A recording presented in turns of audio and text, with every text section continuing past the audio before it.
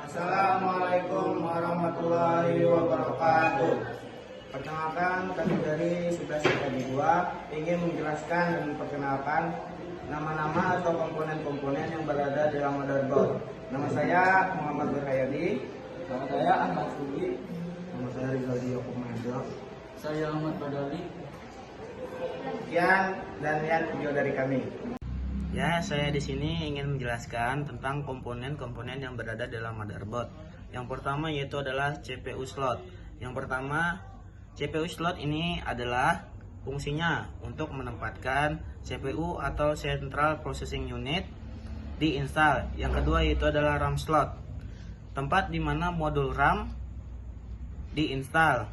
Yang ketiga adalah expansion slot, tempat di mana kartu ekspansi seperti GPU, kartu suara dan lainnya dapat diinstal. Yang keempat adalah chipset, mengatur komunikasi antara berbagai bagian motherboard.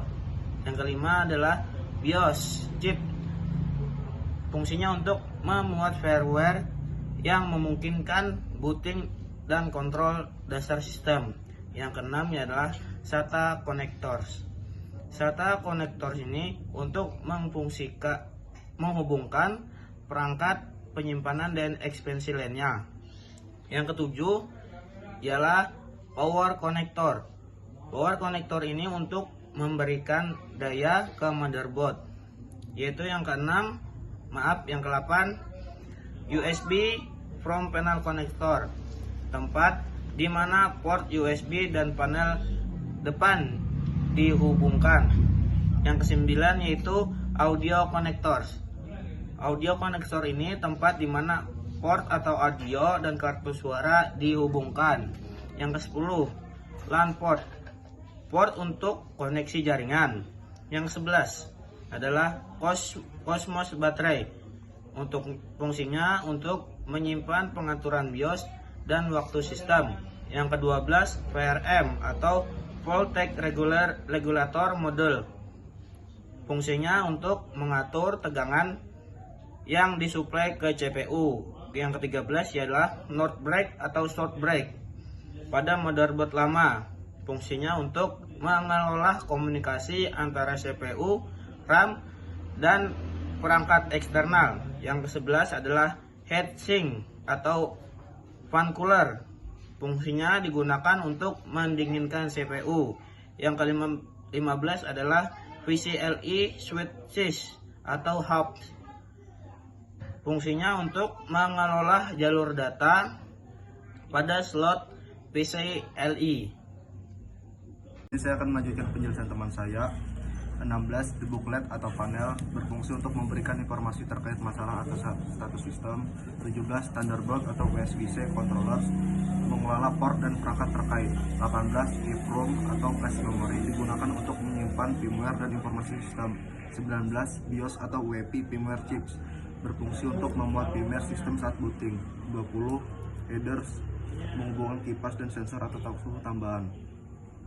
21, RGB lighting controllers, berfungsi untuk mengelola pencahayaan RGB yang terdapat pada beberapa motherboard. 22, M2 slots, untuk menghubungkan penyimpanan M2 SSD. 23, Wi-Fi atau Bluetooth modules, berfungsi untuk modul untuk konektivitas nirkabel. 24, CMOS jumper atau reset switch, berfungsi untuk mereset pengaturan CMOS.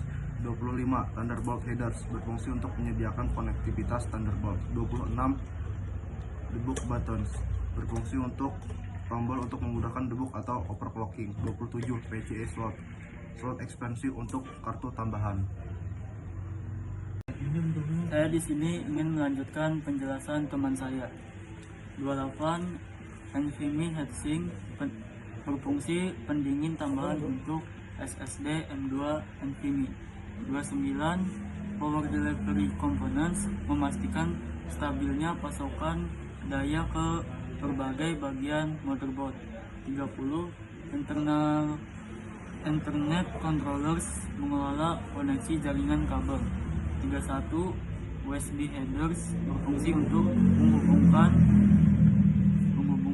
port USB tambahan di bagian depan atau atas casing. 32. Internal audio headers menyediakan koneksi untuk panel depan audio di casing. 33. Memori VRM berfungsi mengatur tegangan yang disuplai ke modul RAM. 34. PWM Pulse Width Modulation Controllers berfungsi untuk mengontrol kipas dan suhu sistem. 35. Clock Generator menghasilkan sinyal clock untuk sinkronisasi waktu dalam sistem. 36. S atau VDIF Connector untuk koneksi audio digital. 37. LAN filter atau isolation meningkatkan kualitas sinyal jaringan. 38. Thunderbolt atau USB-C headers berfungsi untuk menyediakan konektivitas Thunderbolt USB-C di bagian depan casing. 39. BIOS flashbang button memudahkan pembaruan firmware BIOS. Saya akan melanjutkan penjelasan teman saya sebelumnya. Serial atau konektor untuk menghubungkan perangkat penyimpanan SATA seperti HDD dan SSD. Voltage monitoring point, tempat untuk mengukur tegangan dalam sistem. VCIe power connector menyediakan daya tambahan untuk kartu grafis atau perangkat PCIe lainnya. BIOS baterai holder, tempat untuk meletakkan baterai CMOS. Thermal sensor holder menghubungkan sensor suhu tambahan. Flash memory for BIOS backup, cadangan untuk menyimpan versi BIOS sebelumnya. Sistem fan holder, koneksi untuk kipas tambahan di dalam casing. Water pump holder untuk mengontrol pompa pendingin air pada sistem cair. RGB header untuk menghubungkan strip LED atau perangkat pencahayaan RGB tambahan. Front panel audio connector untuk menghubungkan port audio di bagian depan casing.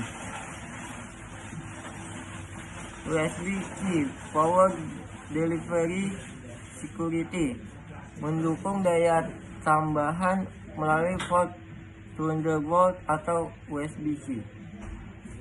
Sekian, terima kasih.